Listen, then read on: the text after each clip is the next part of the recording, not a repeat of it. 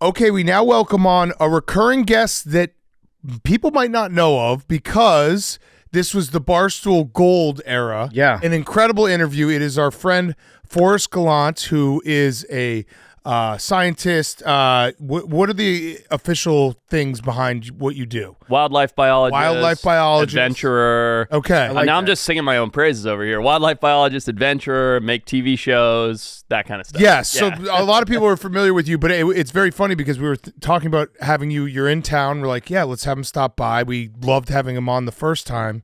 And then it dawned on us that it was during the Barstool Gold era. Yeah. So this should be new to a lot of other people. For sure. So thank you for coming by. My pleasure. I just thought we were going drinking, so here we are. Yeah. We put your ass on pay-per-view last time. Yeah. Oh, that's right. Behind the paywall. That's right. I forgot about that. That's right. That's funny. Yeah. It's going to be fun to talk to you because I've been following some of your stuff recently, and I listened to, I think it was your most recent podcast, where you came up with business ideas, and I really liked your business idea, which was it the toxic masculinity gym? Oh yeah. Yeah. That would do well in Chicago. Where I live in Santa Barbara, I don't think it would fly. Out here though, that could be a thing. Yes. Wait, why is Santa Barbara? Santa Barbara's soft? It's soft. Yeah. I love it. I'm definitely gonna get some hate for saying this. I love living there. It's a great town. It's a soft town. I don't think you can get hate for that because like California, once you go to California, you just become soft. But that's not like not in a bad way. It's just life is just more pleasant. Yes, that's it. Yeah, the weather's nice. You don't have to be grumpy all the time. Right. But toxic masculinity. Just a gym where, it's nothing but bros and death metal and Hooters girls are working there. And I forget what else we said. There's like a Zen station, I think. That's it. There's a Zen station. You mix your pre-workout. Like there's a shaker there. They mix it for you. There should be a girl that's working out doing very suggestive stretches. And then you approach her and you're like, hey, don't do that in my gym. My gym's not here for social media. My gym's here to work out. That's it. But you're filming that entire interaction for your social media. Because on your end, you're like, listen, I'm the hero of the story. Exactly. 100%. Yeah. I think that's a good idea. So give a quick explainer for the people who might not be familiar with you. You basically have lived your life outdoors. Yeah. And you are one with nature in a way that we have never been. So you grew up in Zimbabwe and California, correct? That's right. Yep. So yeah, tell us the backstory of like when did you start falling in love with nature and animals and being like, this could be a real living here where I go look for animals that people think are extinct or for sure. do all these videos. Yeah, so I grew up in the southern African country of Zimbabwe. My family ran safari businesses. So since I was really little, the only thing I really knew and cared about was wildlife and being outdoors. And in 2001, Zimbabwe had like really bad political turmoil. So my family came to the U.S. as refugees, and I came with them, bounced around government housing, all kinds of things, trying to get our feet under us. And the only thing that was like a common thread throughout my life, the only thing I really cared about was being outside and being kind of feral. Mm-hmm. And my sister grew up the same way, and she works in fashion. So I think it's just like the way I'm hardwired. And so went to school, became a biologist academically, graduated, thought I was going to change the world, wasn't changing the world as a biologist. And then through a whole bunch of weird series of events, I got the opportunity to go on camera and talk about wildlife. And that reached millions of people. And I was like, this is it. This is how I can actually make a difference in wildlife and conservation. And now I've been to, 80 plus countries, been bitten by everything, stung by everything, caught everything, had everything catch me. You know what I mean? Yeah. Just doing it all over the world, and I love it. It's what I live for. The break you had was you were on Naked and Afraid, right? I had to bring it up, huh?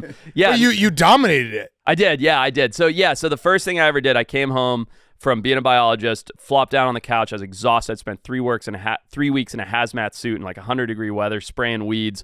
And my girlfriend at the time was like, you got to go on this stupid survival show. Like, I know how good you are at this stuff. And I went and did it, went back to being a normal biologist, and the show came out, and I crushed it. Like, I had one of the highest survival scores in the show's history. I thought it was like a vacation. I had a blast. I barely lost any weight, unfortunately. And and then, I was like, this is my opportunity. So I started actually, like, writing TV shows and putting them together, like reality shows, unscripted adventure shows. And it took 3 years from when Naked and Afraid came out till it wasn't long before I saw you guys, where I walked into my now business partner's office and was like, hey, let's do this show. He owned a production company, and he was like, yeah, let's try it. And I was like, holy crap. And then it managed to get a pilot and get picked up and turned into a series and another series and so on. That's awesome. That is very cool. Because you have a lot of the reality television people go on reality television and then they're like, oh, I'm talented in this way. You actually were talented. Right. Went to reality television for one episode, and that luckily helped like spawn what you are now. Well, my whole thing is like I've always just stayed true to what I care about, which is wildlife. So even while I was in Naked and Afraid in the jungle, you know, running around with my balls out, I was like grabbing snakes and talking to them about in the camera, and the guy's like, "Are you gonna kill this thing and eat it or not?" And I was like, "Oh no, I just wanted to tell you about it." And they're like, "Well, that's weird." So I've just always sort of stayed true to what I care about, which is talking about wildlife and adventure, because I think when people connect to the outdoors, it's the best thing for them. Yeah. When you moved to the United States from Zimbabwe, were there any animals that like we take for granted here in the United States that are around everywhere that you became fascinated with because you're like, oh, this is new, this is interesting? Oh, big time. So salamanders and newts are like a new world species, meaning they don't occur in Africa. And I remember like we came to Oakland, California in the early 2000s. It was a rough neighborhood back then.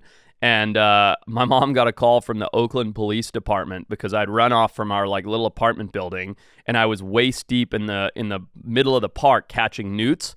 And they'd come and grab me and pulled me out because they're like, "What are you doing here?" Because it's like, you know, San Francisco, everybody's walking around in their North Face jackets. Like they're not like a kid in the mud in the middle of a park catching newts. And I was just like enamored with these things. I'd never seen like a water lizard before, you know? And then underwater, California is epic. Like there's white sharks and seals and sea lions. I grew up in a landlocked country, so all the ocean stuff was incredible to me. Yeah. So what's the scariest animal that you've ever encountered? Like not face to face, but pretty much face to face. I mean, scariest animal for me is mosquitoes, hands down. That's a boring ass answer. Yeah. Oh, shit. So we've kind of done. We're adventurers. You've done it. I'm a bit of a wildlife expert myself. Wait, why are mosquitoes? Just because they have all diseases? Exactly. They carry the worst stuff. Okay. Right? Yeah, but that's a boring answer. I mean, I've had some pretty bad stuff. A couple stingray stings, charged by an elephant. I've had my canoe flipped by a hippo. Like we've had some close calls. That sounds scary to me. The hippo, I've always heard they're the most dangerous animal. Yeah, they're the most unpredictably aggressive. So they can be totally calm and then just kind of snap, you know? What is that about hippos? Well, what it is hippos they're not actually like a very aggressive animal. They're just a very nervous creature. And if a hippo can't submerge, meaning go all the way underwater, that's when they panic and attack. So their fight or flight is almost always fight.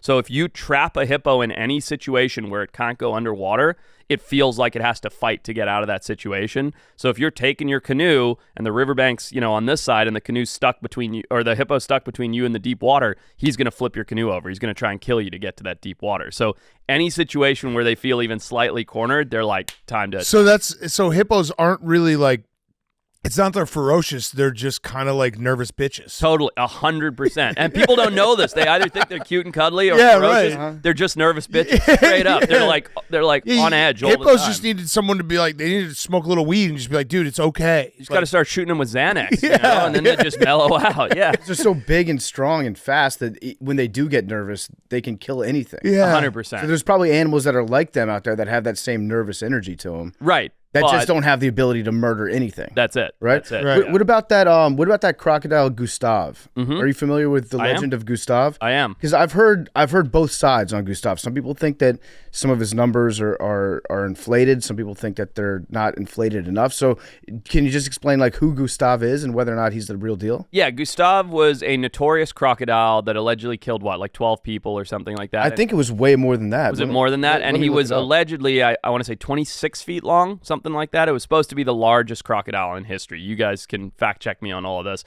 I think those numbers are likely inflated. Because the numbers that are attributed to Gustav are 200 to 300 people. Okay, so a little more than 12. But he was a famous man-eating crocodile that was said to be like 26 feet long or something like that. My take on that is definitely a true man-eating crocodile. Crocodiles are one of only 3 animals in the world that actually choose to hunt and eat people. Wait, what are the other 2? Polar bears and tigers. They want us as snacks. They will actually choose to eat people. Like everybody thinks of sharks, right? Oh, sharks eat people. Sharks don't want to eat people. No interest. Right. Polar bears, tigers, crocodiles want to eat people. Oh. Yeah. Okay. And which is scary because I'm doing polar bears for the first time in like 3 weeks. So you are? Yeah. Just bring them. We drink Pepsi here, but you could bring them the other one. Yeah. Here you go. Have a Coke and a smile. There you go. Yeah. Their mascot. Are you afraid of polar bears? I've heard that if you are in an area with polar bears around, you just need to be like always awake, high alert, because Yeah. if they smell you, they can smell you from miles away. Right. And if they want to kill you, you're already dead. I think that's relatively true. I wouldn't say I'm scared of them because I've never experienced them, but I'm wary because it's a totally different thing. And we're doing it on foot up in the Arctic in Canada, which I've never done before. So I'm really looking forward to it because my whole thing is figuring out all these interactions with wildlife, but it's a little bit different from like, oh, if I touch that snake, it might bite me. You know, that's a little bit different from like, oh, there's a polar bear somewhere around camp. So it'll be interesting, but I'm really excited for it. What's the gnarliest snake that you've been bitten by? The gnarliest one is probably, and to be clear, I don't try and get tagged by any of these things, but You've definitely tried a couple times. There's a couple snakes where you're like, go ahead, bite me. oh, for sure. I'm Yeah. doing that at a pet shop yesterday. You're a sick fuck. Yeah. But the gnarliest one is probably when I was a teenager. I got bitten by a little snake called a rhombic night adder. But when you're a kid, the venom from that can potentially kill you, and it did put me into like a small coma for a couple days. Holy shit. Yeah, so I was playing with a snake down by the dam at our farm. I was 13 years old, and I got bitten playing with it, and I was like, ooh, that's not good. So I circled it on my arm, and I wrote the name of the snake down on my arm. I jumped on my little Pee Wee 50 motorbike to rush back to the house to tell my mom, and I just remember like my vision going like this. And apparently, like some of the guys that were working on the farm saw me just like wipe out, and they thought I just like hit a bump, right, and wiped out. So my mom came, grabbed me, threw me in the truck, and saw that I'd written it and circled it on my arm, rushed me to the hospital, and they were able to treat me. Wow. So if you hadn't written that down, you could have died. Maybe, because they would have thought it was a concussion that or you anything. got in a bike accident. Exactly. Yeah. That was probably the worst one. You think that it's because you live in Santa Barbara that you have to go out and seek all these like extreme, uncomfortable sometimes behaviors? Like if you lived in Youngstown, Ohio, would you still have that thirst to go out like to the Australian outback? Probably like, more so, right? You think so? I mean, maybe not if I'd grown up in Ohio, but I think for me, it's not really about like the thrill seeking. Don't get me wrong. Like I won't tell you I don't enjoy it, but it's more about like communicating to the world how cool are these creatures, how cool are these adventures, like trying to inspire people to like care about the planet and getting outside and specifically the wildlife. Yeah. One thing you do a lot of is, I guess, describing whether or not animals that are listed as extinct are actually extinct. Yeah. Like truly extinct, because sometimes they get put on the list because they're hard to find. Totally. And they're in these remote locations. It's expensive. It's cost prohibitive to go there and spend all those resources trying to be like, oh, here's a seahorse that I found that nobody's seen in like 20 years or whatever. Exactly. I had a thought though, sometimes would it be beneficial if there's an animal that is, let's say, almost extinct? Let's say maybe there's like 50 or 100 left in the wild.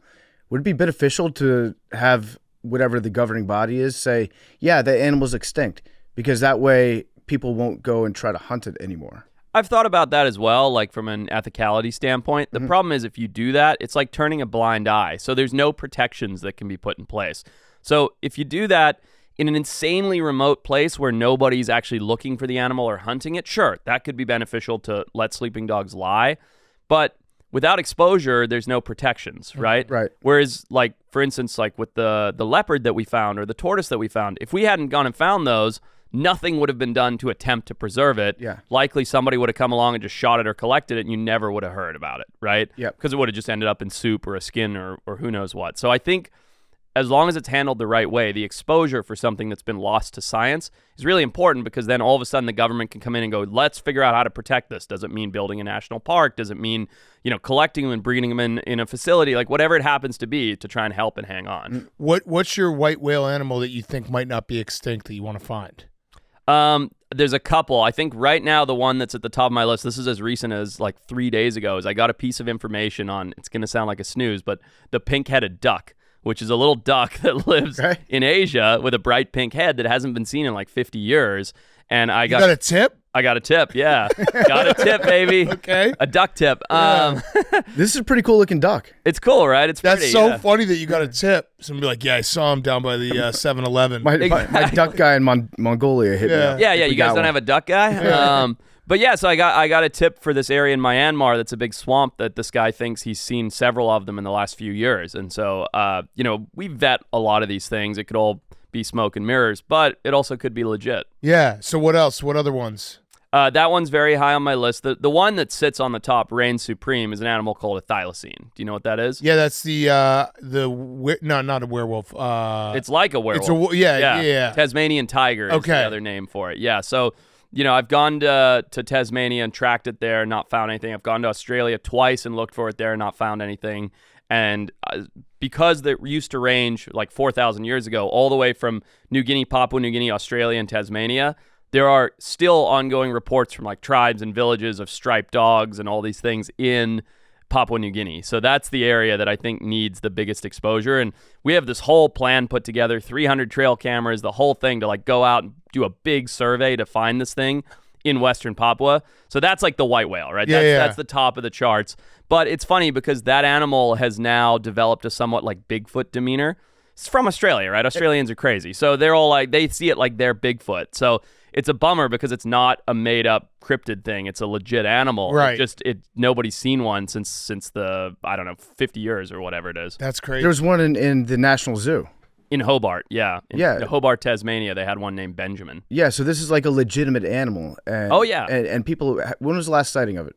I mean, confirmed sighting was like 12 years. It was like 7 or 8 years after Benjamin died, whatever that year that is, the one in the zoo. But unconfirmed, probably yesterday, right? Yeah. You have all these like Australian rednecks out there in the middle of the country going, I saw one, it ate my sheep. They don't sound like that, but you know, yeah. So there's reports coming in all the time. That's fascinating. So how do you do that? If you wanted to go to Papua New Guinea and find the thylacine, what's your strategy? How do you go about finding an animal that nobody's seen? Well, it depends on each of these things is unique, right? Looking for a snail versus looking for a Tasmanian tiger, two very different surveys and structures and everything else. For this, we need a big group of people. It's like a 3-week trek into the area that we want to go. Then we'd establish a base camp. We'd spread out from there and do baited cameras, drone surveys, sound traps, all kinds of different technology for up to like 3 months, and then collect all the data and go through it. And some of that's actual trapping, some of that's sitting in blinds, some of it's just, remote cameras, trail cameras, things like that. So it's a big to-do to put it all together, but we have some real hot tips from that region. Have you ever, that sounds incredible, what goes on behind like trying to find an animal like that. Have you ever had luck where you've just shown up and seen it like day one? Oh, yeah. So the biggest find we've ever had is this Fernandina Island tortoise, which it's literally the rarest animal in the world. There's only one known living individual, and it's the one that we found. And before that, they'd only ever seen one before 114 years ago, right? And it's funny because somewhat controversial, but I remember talking to the government in the Galapagos and being like, hey, we're going to go look for that. And the guy literally like laughed at me like, what a clown, basically, right? He's like, sure, permit approved. Go like knock yourself out, right? Like quit wasting my time.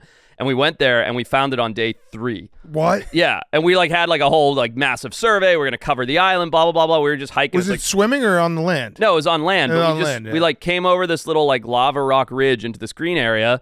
And we're like, there's tortoise poop. 5 minutes later, we're like, there's the tortoise. Holy shit. It was like, I'm getting goosebumps thinking about it, but I literally like dove on it like it was a cheetah. It was a tortoise. And I just picked it up and was like, holy shit. That's like the crazy. Rarest animal in the world. And how old was that tortoise? Probably around 70, 80 years old. Wow. Yeah. We have a box turtle here. His name's Mr. Pear. Yeah, I love Mr. that. Pear. He's the only of his kind because he's the only gambling turtle. We're going to go wrestle him after the show. Okay, yeah. I was in the Galapagos. This was like 12 years ago. Nice. And I did this big tour, and we had a local guide that was showing us around every day. Mm-hmm. And so on day 4 we were there. He was like, this is going to be my favorite day of the tour. You're going to meet Lonesome George. Yes. The last of his kind, cool. right? Yeah. What was he, a Pinta Island tortoise or Exactly something like right. that? Yep. He's like the last of his kind. Some people said he was 80. Some people said he was like 170 years old. Mm-hmm. And everything in the Galapagos, there's just flags and merch that you can buy everywhere with Lonesome George's face on it or his body. And so I'm psyched. And we're getting down from the beach. He's driving us back in this little Jeep. And then he pulls over to the side of the road because he's getting a call, and he starts to cry. And he's like, no. Lonesome George just died. He died probably 8 hours before I was going to see No him. way. I was so bummed out. But now I'm thinking like maybe there's another Lonesome George out there. Well, there is. It's our tortoise Fern, right? And she's the one, like it's a different species, the Fernandina versus the Pinta. Yeah. But so the tortoise we found lives in Lonesome George's old enclosure. Oh, cool. She lives right there at the Fausto Lorena Breeding Center now. So now do you have to find a male to... That's the goal. Yeah, so I handed that over to the Galapagos government. Like, I'm like the hide and seek king, right? They just bring me in to find it and then I roll out. And they've unfortunately conducted 3 or 4 more trips trying to find another one and not succeeded. So they're continuing to try. I wish them the best, but so far no luck. There's got to be a girl out there. Got to be. It can't be a sausage fest. So once they get this, if they were to find a female tortoise and introduce it to that habitat, then you run into the second problem, right? Because tortoises, they don't really like to fuck that much. So the one we found is actually a female. So they're looking for a male. Okay.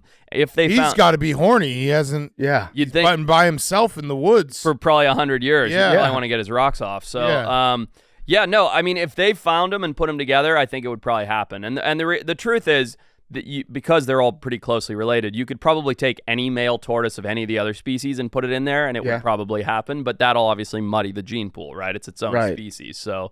I hope they find a male. I really do. We saw evidence of another one like 2 or 3 miles from the one we found. So I think there are maybe some more individuals on that island. What's that feeling like when you see something that people thought was gone off the face of the earth? What's the rush? The first time it happened, I actually didn't believe it was happening. And I was sitting on a bus in Zanzibar reviewing thousands of trail camera footage, right? Trail camera is like a game camera you put out in the woods. And I was like, clip, clip, clip, clip, clip. And you don't film me reviewing every clip because the odds of finding something are nearly nothing, right? All of a sudden I clicked and I saw this leopard just walk across the camera frame. And I like looked around. I was like, this can't be real. And I clicked it again. And then I threw my laptop off, ran over, headbutted my sound guy. Swear to God. Like I literally like blacked out. Like I just lost control. I was like, pull the bus over, pull the fucking bus over. Somebody thought I was like dying. You know what I mean? I just like freaked out. I might've pissed myself. I'm not even sure, but no, I didn't. But it was, I just like lost control. Like I couldn't actually believe it had happened. And then, since then we've found a lot of really rare stuff. So I'm starting to get slightly more used to it, but the rush never goes away. Yeah, I'd imagine. It's the rarest thing in the world. Like for me, to find that to me is there's no greater accomplishment. So. Yeah. What about here in North America, in the United States? Are there any animals that have been labeled extinct that you think maybe still exist? Yeah, there's one that. Did you guys have Colossal, the de-extinction company, on one of the Barstool shows? I think you did. Ben Lamb. Maybe. He might have been on one of the shows. Yeah, not yours, but one of the shows. I think he was on a Barstool thing. But I'm working with him at Colossal Biosciences, and we're putting together a survey to potentially go look for the Florida rainbow snake, which is a snake that's only been seen like 2 or 3 times, lives like under the mud, under the water, so really hard to find, right? And I don't think one's been confirmed since the 70s. And South Florida rainbow snake, yeah. So I think I definitely think it still exists. I think it's still around. It's just a really elusive creature. That's so cool. And then what were you doing? You were in Illinois. You said you were swimming with the Asian carp, which are, how does that happen, by the way? Can you explain the Asian carp? Because people have probably seen the videos where they're jumping out of the rivers in the Midwest, and they're very dangerous for, like, they're invasive species. I've seen videos where guys are shooting them with shotguns, and everyone's like, why would you kill these fish? Like, no, they actually kill should. them. Yeah. Kill as many as you can. Explain how they got here, how it works, and then will they ever be gone? For sure, yeah. So in Peoria, Illinois, on the Illinois River, a couple places, but Peoria is like the HQ of it, there are these invasive Asian flying carp, okay? And what happens is these carp were introduced, I think, for food some 50 or 60 years ago. And because they have no natural predators here like they do where they're from, their population has exploded to the point that they now make up something like 75% of the biomass in that river. So 75% of living organisms in that river are these carp. And I could show you guys some videos, but because their defense mechanism when they're startled is to jump, which is a very unique thing among fish, you can drive a boat through these schools of fish, and all of a sudden what looks like this beautiful placid piece of river erupts with 10,000 fish flying into like 15 feet into the air. So we just started a YouTube channel about a year ago, which is just a fun thing, like something we were going to try out because, I've been on TV a long time, but TV's kind of on its way out, like cable TV. So we're like, let's start a YouTube channel. And we decided to go to Peoria to look at the invasive flying carp for our YouTube channel. And we're filming, and we did some hilarious stuff. I was getting towed around in an inner tube with 10,000 fish jumping at like 40 miles an hour. I'm covered in bruises. I don't even know if you could see them. Fish smacking into you? So hard, dude. I thought I was going to get knocked out. I took one to the dick. It was terrible. Like, I couldn't breathe for like 20 minutes. It was like jackass level ridiculousness. But it was super fun. And so, yeah, so we were there trying to promote that people should go out and harvest these things and try and bring their numbers down. Yeah, so will they ever be able to get these numbers down? Like, I assume they shock the river every now and then? They do. Yeah, so they put out these big plates, shock the river, zap these whole schools of fish, and there have been like a government-level effort at eradicating them for, I think, 5 or 6 years now. And according to like our guy who was driving the boat, who was with us from this Peoria Carp Hunters, he said it's gone down substantially. Like, it used to be the whole river was exploding. So it sounds like they're knocking it down. The problem is these things can spawn, an individual carp can spawn 1 million eggs multiple times a year. Holy shit. So the likelihood of getting rid of them, I would say, is 0. You'll never get rid of them. And how did they get there? Someone brought one over? Like, how does that work? With 1 million eggs being spawned, all you need is one pregnant one to get in the river, and that's it, right? And it's an exponential growth. So it's like, okay, there's 1 million eggs, maybe only 100,000 survive, or maybe 10,000 survive, but then that 10,000 reproduces 1 million each, another 10,000 each, you know what I mean? So it's exponential growth, and they're still not at capacity. Like, if the commercial efforts to remove them stopped, probably go from 75% of the biomass to 99% of the biomass. That's crazy. Can you at least eat them?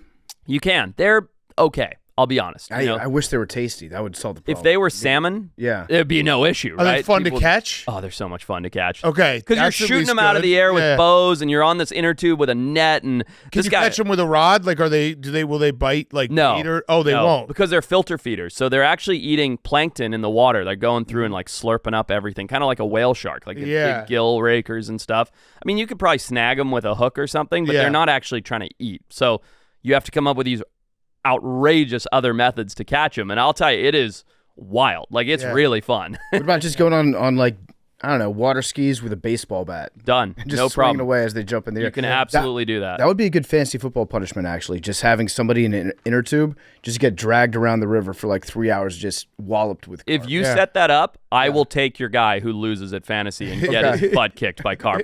No problem. Fish flying into his face. Yeah. What about the Mexican grizzly bear? Yeah, that's an interesting, because it's like a silver bear, right? It's not white, it's not brown, it's got like a silver tint. Exactly right. Yeah, they called it I'm gonna butcher it, but it's like oso platido, like platinum bear, and it meant the silver bear. And so grizzlies used to roam, now we think of grizzlies, we think of Alaska, whatever, right, way up north. They used to roam all through North America down into Mexico, and Mexico had its own subspecies, which was the Mexican grizzly, the silver grizzly bear.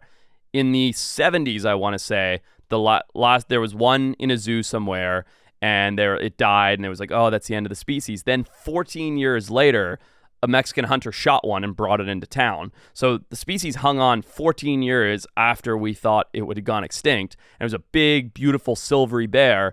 And the region that it lives in is still a pretty remote, like, mountainous region. And there are still farmers going, oh, something came down last night and took my livestock. It's definitely not a puma, So there's like a faint shred of hope that it's still out there. And is that in like cartel country? Oh, yeah.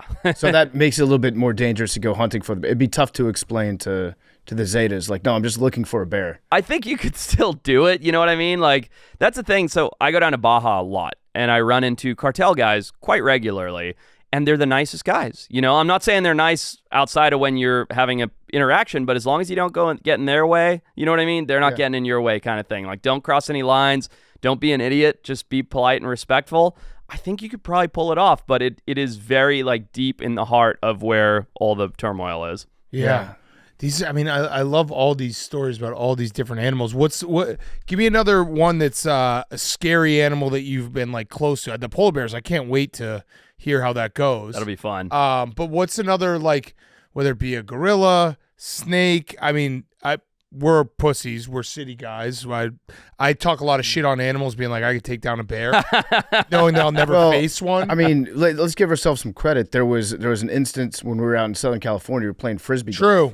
And a coyote walked right past us. I was ready to take it. And we just yelled at the coyote. We were like, come back here, get some, bitch. Nice. And the coyote stopped and looked at me, and then I was like, no, you can keep walking. And walk away. You thought he looked at you like, I'm not messing with them. He looked at you like, ugh, and just kept going. Yeah, but then coyote? You think I could take a coyote? I do think you could take a I coyote. They're think pretty you- scrawny, Yeah, and you're yeah, a big guy. Yeah, I think I'd fuck the coyote up. Yeah, The best is it walks away from us, and then we're like, yeah, walk away, bitch. that's Like smart. making us feel like we scared it off. Yeah, we had a pug with us, so we didn't want the pug to get attacked. he would have eaten the pug for Yeah, sure. for sure. For Yeah, sure. Another scary critter, right? That's what Yeah, or you're asking animal about? that you've gotten really close to, or seen that's like majestic. One of the hardest things we've ever done, which to me is still one of my greatest accomplishments, is 2 or 3 years ago, we performed the largest elephant translocation in history. So we put together, it's a crazy story. I sold this whole TV show, and I took all the resources from the show and put it into this one conservation thing. So then the rest of the season was kind of fucked,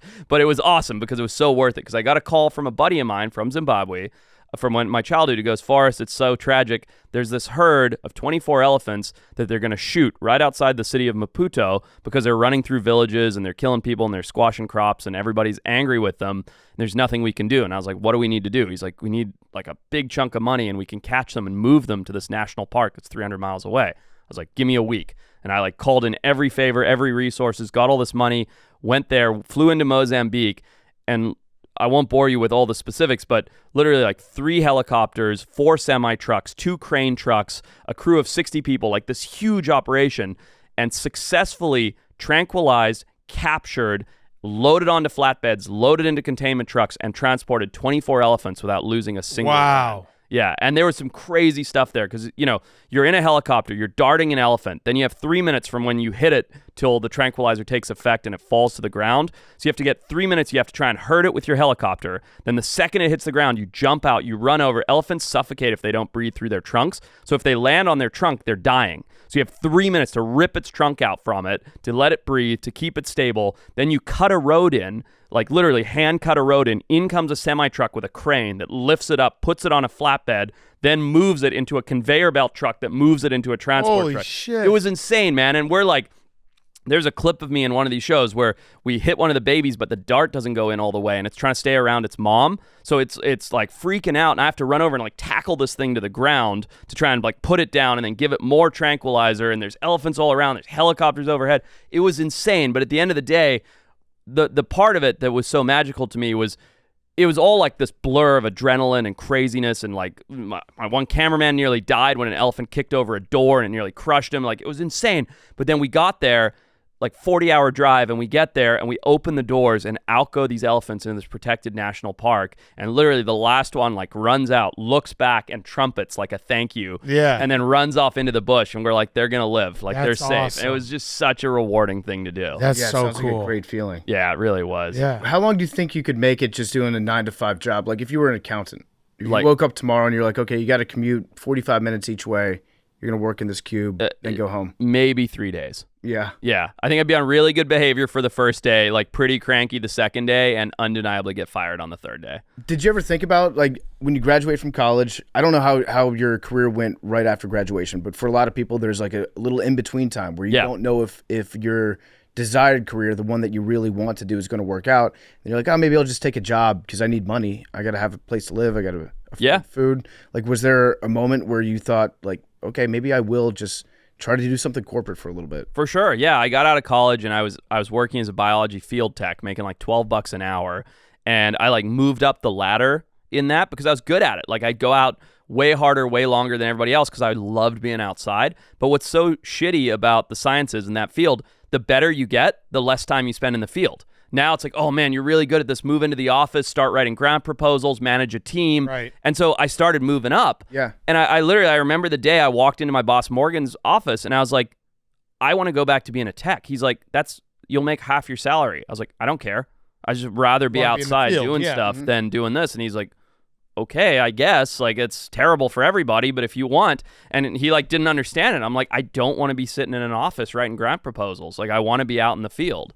So yeah, I mean, I was on that ladder, and then the TV thing happened and it was a full pivot. Yeah, it's the farther up you get, the more disconnected you get from the actual work. Which isn't that fucked up? Yeah. Because that's the opposite of how it should be. If you're an expert in adventure or wildlife or sciences or whatever, you should have to be working with the thing all the time to say that you're an expert on it.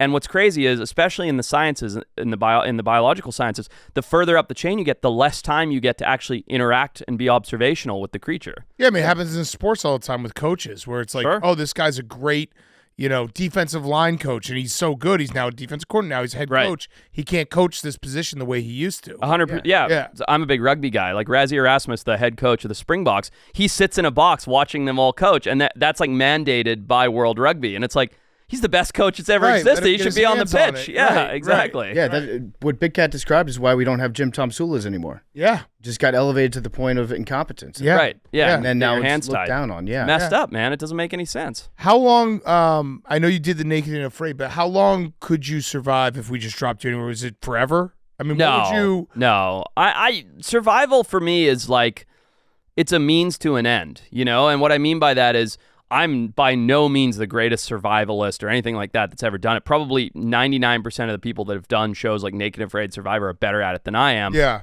I just have a different mentality. I like it. I think it's fun. I'm not the guy that breaks down and cries about how hungry he is. I'm like, I don't know. I'll just go find some food. So, like, I have a different mentality, but I don't have the technical skills that most of these survivalists Got have. it. Like, I can rub sticks together and make a fire because I've done it a handful of times out of necessity.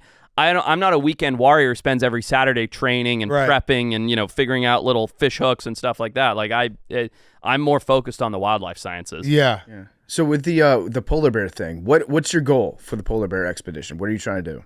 Yeah, so we're filming it for the YouTube that I mentioned, and the goal is to show people that they aren't mindless killing machines. Like they are really cool animals. So we're doing it on foot, like as a walking safari, walking up on polar bears. And I don't want to say anything before it's happened, but the goal is to be not interactive because we don't want to disturb them, but close enough in proximity to show, like, look at this, these giant white bears.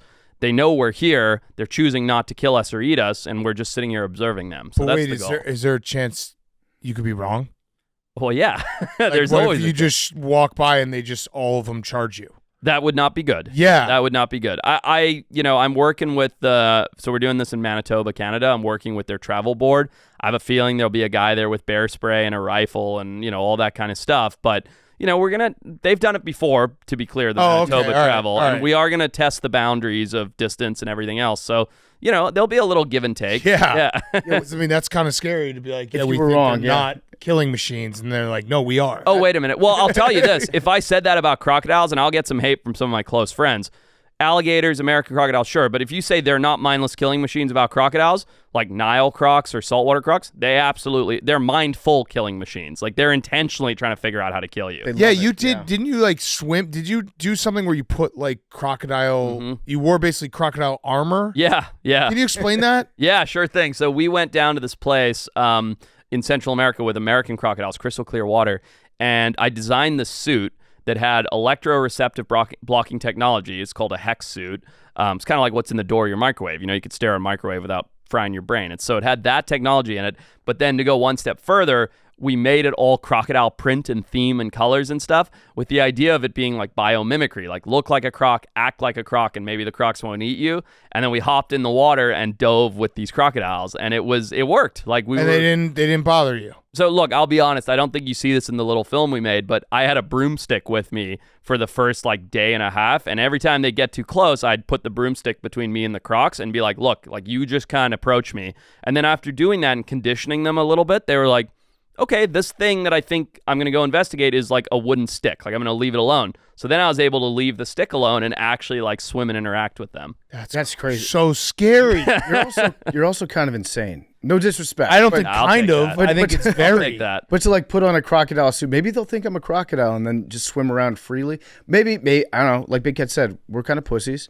But when you're talking about animals that like might get a bad rap, like bad PR, you're thinking maybe polar bears have been branded a little bit unfairly, as mindless killing machines. I mean, they do kill and they have killed. Yep. But they don't kill for fun. They don't kill for sport. Maybe. What are some other animals out there that you think have a bad PR team? I think none go more so than sharks.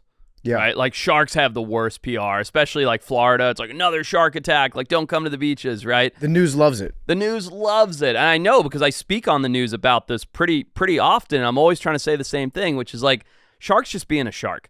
Anytime you enter into the ocean, you are signing a mental waiver of like, hey, I'm going into something else's domain. Yeah. It's the only time, especially in like North America, where we're not at the top of the food chain. If you're swimming in the ocean off the coast of North America, you are no longer the apex, right? There are things above you in the food chain that can eat you, and you just have to be okay with that. And sharks aren't trying to eat you. Most of the time, they're coming around doing what's called an investigatory bite, where they're just going, is this food bite? Because that's how they taste something. Go, oh, yuck, I don't like human. It's gross, you know? And that's it. But that bite is enough to kill people. So that's the problem. And is there a thing, because it does feel like we'll just hear about, oh, yeah, this is a bad summer for sharks. Right. Is that real, or is it just... When's the last summer that wasn't a bad summer for sharks? True. You know it's what I always mean? the summer of the shark. It's But always there the was summer of that the shark. one, I actually went on vacation right by, I think it was on the Panhandle in Florida. There was that little... Like Vero Beach. Yeah, or Rosemary somewhere. Beach and all that stuff. There was that stretch where it was like a 2-week stretch where That's right. 3 or 4 people were bitten, and it was like, what's going on down here? So there's an interesting thing happening that most people probably don't realize. One is, you might have heard about this year. Like the water in Florida was like 91 degrees in like May. Right. The water was like too hot. So when that happens, it speeds up the shark's metabolism. So when they get warmer, they need to eat more. Now, at the same time, when the sea gets too warm, all the bait fish disappear. They go really deep. So now you've got a bunch of hungrier sharks because their metabolisms are sped up, looking for food. More than they regularly would, more hungry than they regularly are in the dead of summer when everybody's going to the beach. So it's just this like confluence of situations where it's like, I'm hungry, I'm looking for food. And then you have guys like splashing in the water, playing football, you know, or a chick with like some jewelry on or something, like shiny things. And the sharks are just like, oh, that could be bait. Boom. And they go and bite it. And that's the problem. It's like So they're not attacking. They're literally just thinking that it's food. They're just hoping. Yeah. They're like, oh, is this a food? Oh, no, it's not. Gross, you know? But a shark can't like pick it up and touch it and go, oh no, this isn't good. Yeah. Like their way of figuring that out is a nip. They nip you and then they're like, my bad. Yeah, And then straight you're up. bleeding to death. Yeah. So Exactly. people who are getting shark bit or bit by sharks are not even being like fully bit by sharks. No, they're being tasted. Yeah. Oh my God. Yeah. It's an appetizer. What about the inverse of that? Is there any animal that has a great PR team that is secretly kind of an asshole and dangerous? Pandas. Oh, Dude.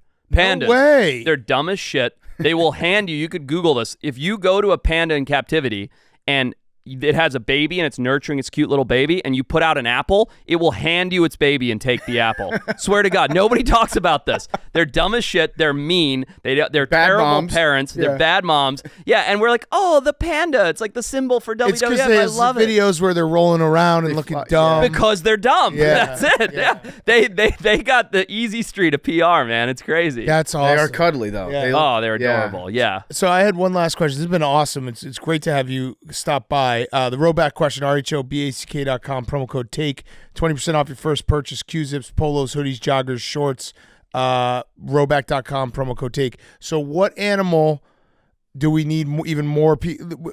We have a colleague who's very funny. His name's Nick, and he has a theory that more kids should have octopus as their favorite animal, that they just have a really bad, they're just not in children's books, but an octopus is like the coolest animal. They're so smart. They're so Right. smart. One of the guys on my podcast is convinced that they're aliens. He believes it full-heartedly, this guy Peter on the Wild Times. But you never see it in there, never in, but you got foxes, Nothing. you got pandas, you got Yeah. raccoons, They're always evil. sharks, all They that. got they got the tentacles and it's like there's always the scary music playing. Right. Straight up. Screen, Straight yeah. up. No, I love it. I think it's a great call. I think octopus are insanely intelligent. They can change the color of the skin, their texture of their skin. They can hide in anything. They can make a clamshell their home.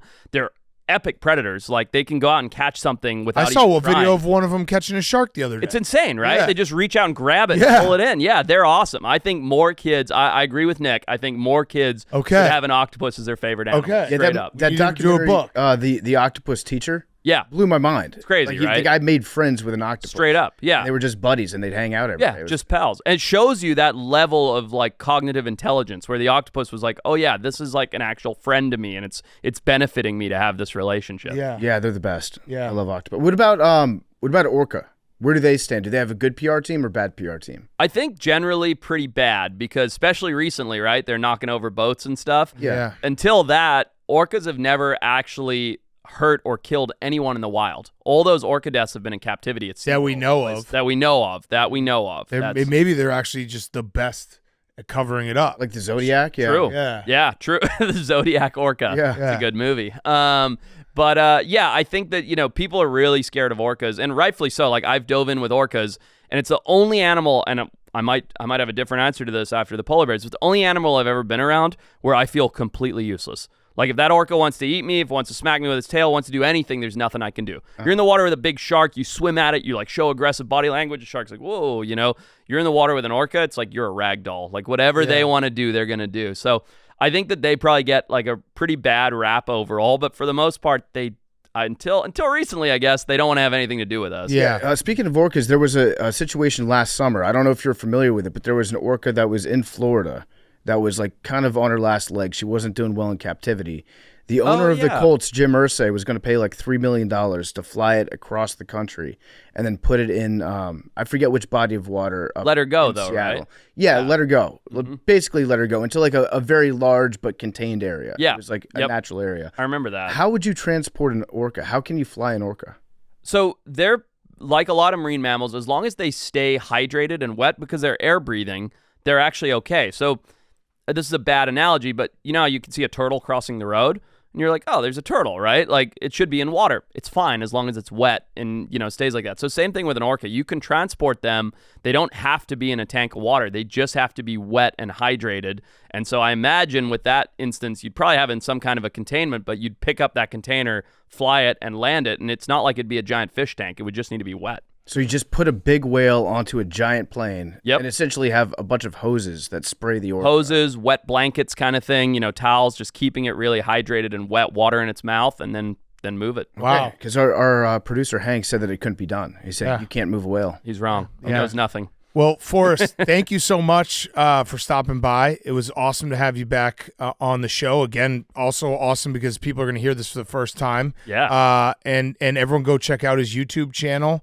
And I'm excited to see the polar bears. Thanks, buddy. I be safe. I will. I promise. We'll talk about it next time. Yes, I hope so. Me Just too. be safe, okay? When is it coming out? Probably like 3 or 4 weeks.